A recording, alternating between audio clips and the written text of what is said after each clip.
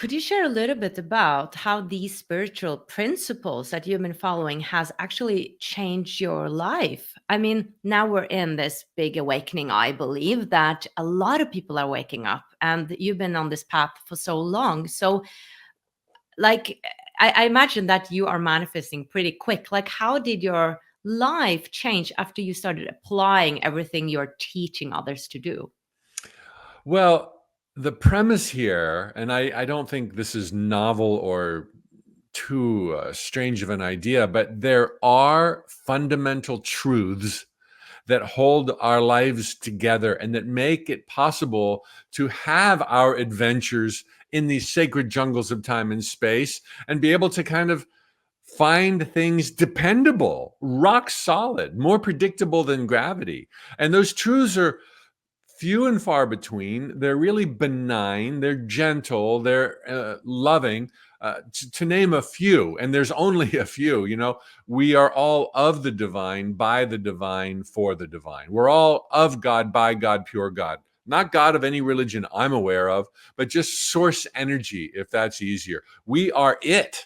Okay. Now, somebody could rightly say source energy is way more than Mike Dooley, and I would totally agree, but we are also individually more than we've ever comprehended. We're multidimensional beings, as all the channels teach, and that makes sense given that time, space, and matter are illusionary, as known science tells us.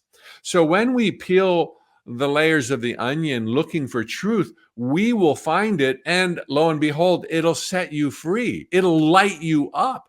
It pushes you on to greatness. There's no tests. There's no angry God. There's no judgment or punishment.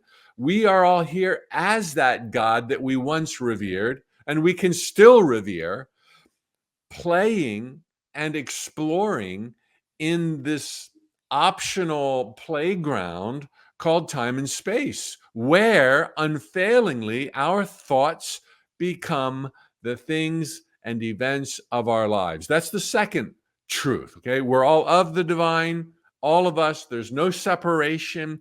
Every mote of dust, every penguin and cockroach, every human being and black hole is all pure divinity.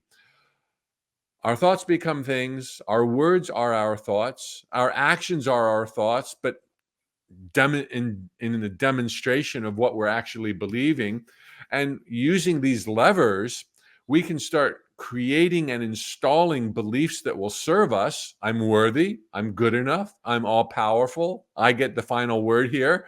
Um, my dreams are attainable. Everything I touch turns to gold. These are beliefs that are free, that anybody can adopt and embrace. And very quickly after doing so, they're going to start seeing evidence of them.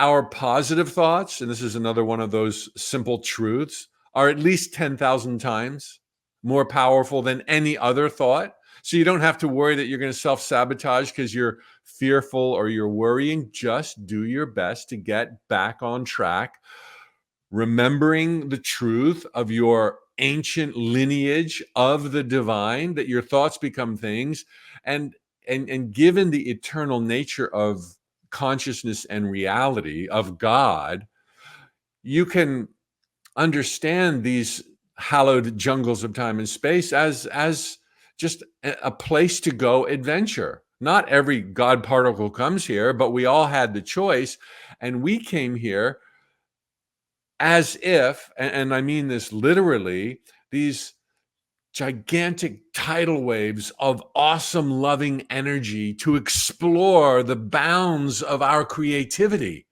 And so we came here with this inclination, with this power to create worlds, the world that we inhabit. And therefore, the thoughts we choose at an egoic level that are in alignment with the majesty of the truth, as I've been laying out right now, those thoughts go with the current. It's like, oh, they're just swept along. Our so-called positive thoughts, or thoughts in alignment with the truth of our power and life's beauty, they become things really, really quickly. Thoughts out of alignment, like I'm not good enough. You're God. Okay. You are good enough. I'm not worthy. You were born worthy. You don't have any tests to pass.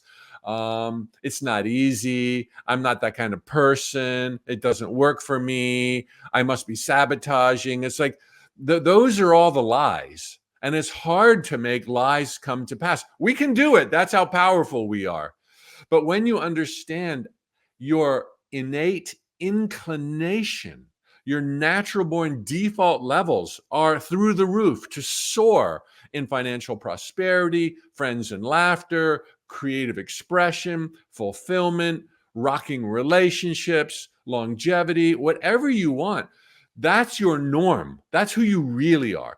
Thoughts in alignment with truth become things much easier than thoughts out of alignment and that never will be in alignment with truth. So even if you have pity parties and you feel sorry for yourself, or like myself, emerging from the dark night of my soul 24 years ago, I'd go to my mom's house across town and be like, where's the flipping magic? Where's the universe? Why isn't this working? It's taking forever. Nothing's changing. But simultaneously, I always began every day with a 5-minute creative visualization, imagining things working, my life easy, happy tears, joy, friends, laughter.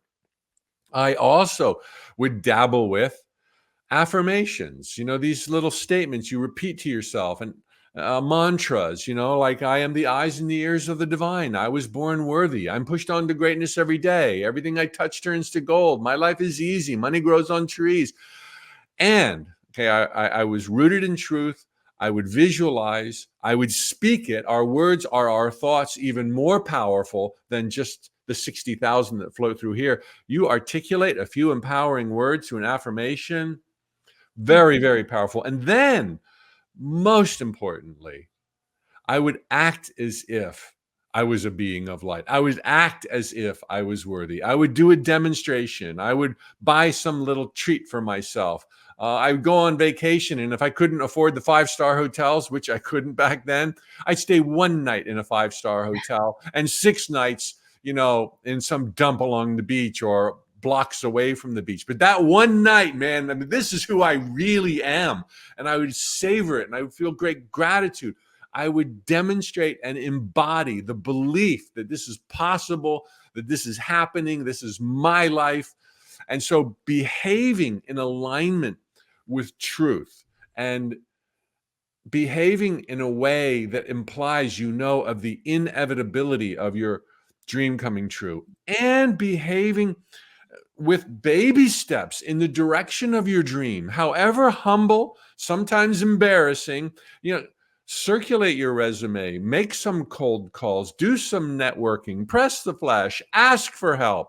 By you giving the universe this fodder, these dots to connect, it will create a masterpiece when you're least expecting it. And one day you'll look up at your life, as I've gazed at mine now for so long. It's like, what role did I play in my feeble mortal bumblings, bad-mouthing the universe to have deserved so much so fast?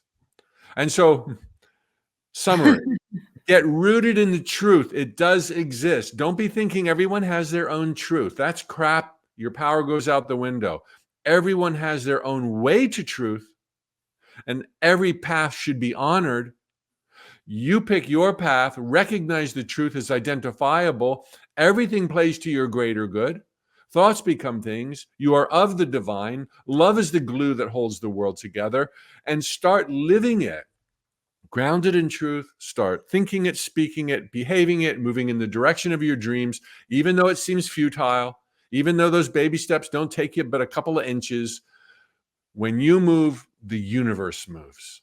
You don't get to see what the universe is doing, but you can know that this is how it works. And the more you do, the more opportunities you give the universe to enter your life through serendipities, a new best friend, a bright idea, and prepare to be astounded.